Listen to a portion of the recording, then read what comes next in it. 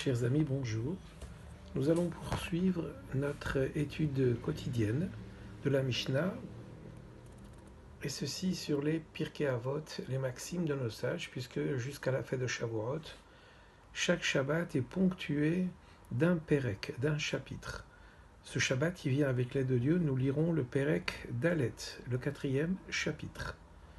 Dans ce 4e chapitre, nous trouvons la Mishnah, Bet ou Gimel selon certaines éditions, Ben Razai Omer. Ben Razai disait Everatz le mitzvah kala, cours pour accomplir une mitzvah qui te semblerait légère, ou voreach min haravera, et fuis la ravera. Raison de cela, chez mitzvah goreret mitzvah, parce qu'une mitzvah va en entraîner une autre. Et donc même si la première faite te semble légère, eh bien elle va entraîner d'autres et d'autres mitzvot, et puis tu vas te retrouver dans un sommet que tu n'aurais pas imaginé. Va'avera, goreret, ravera. Et à l'inverse, bien sûr, une ravera, même si elle nous semblerait être une petite ravera, une petite faute, un petit écart par rapport à la volonté de Dieu, eh bien ça entraînera une autre ravera. C'est la nature d'un homme. Chez Sachar mitzvah, mitzvah.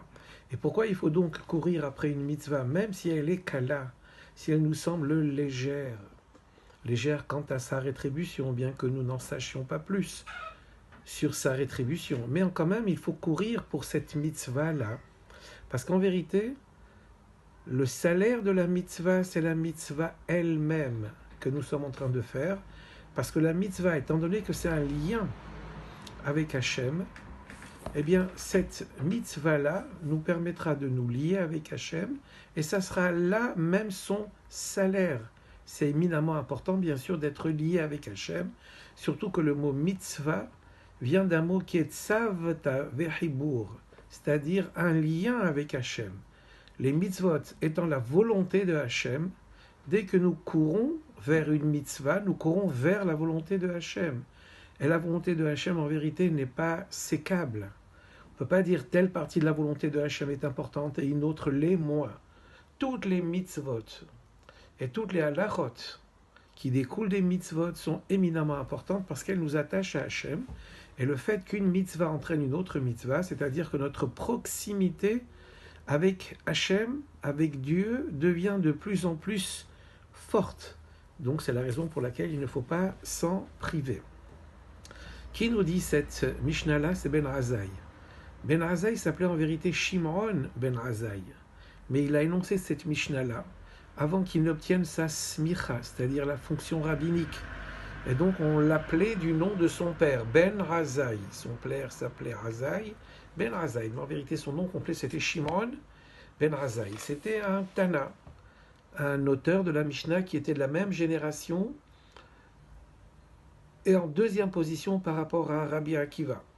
Ben Razai était très habité par l'étude de la Torah au point qu'il ne voulait pas se marier pour ne pas avoir affaire aux affaires du monde, pour ne pas avoir une parnassa, pour ne pas dépendre du monde extérieur. Alors bien sûr que tout le monde ne doit pas suivre ce chemin-là, c'est parce qu'il avait une telle assiduité avec la Torah, l'étude de la Torah, qu'il ne pouvait concevoir autre chose que de s'adonner à cette mitzvah-là. Et donc, il n'a pas voulu se marier. Il a eu également, Ben Razai, la possibilité de rentrer dans le Pardes. Pardes, c'est le jardin dans lequel se trouvent les secrets de Hachem, si l'on peut dire.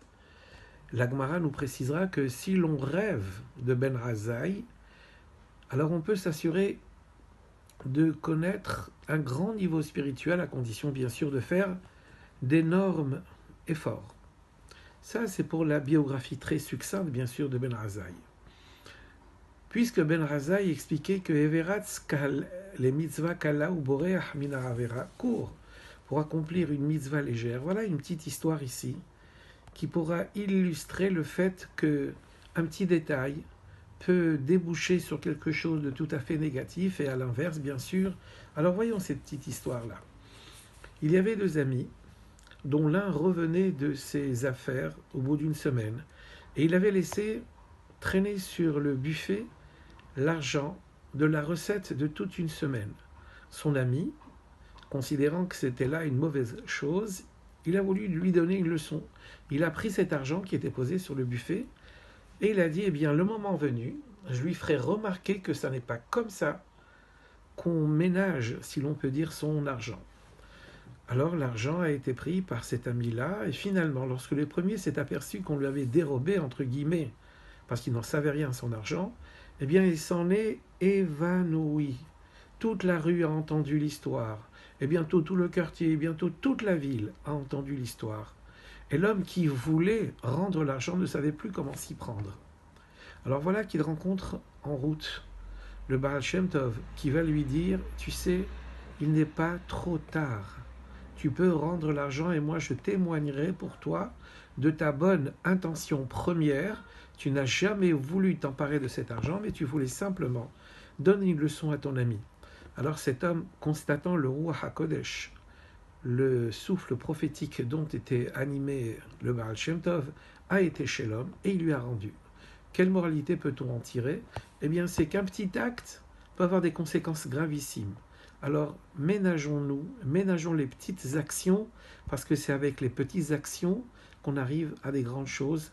Et comme on dit, ce sont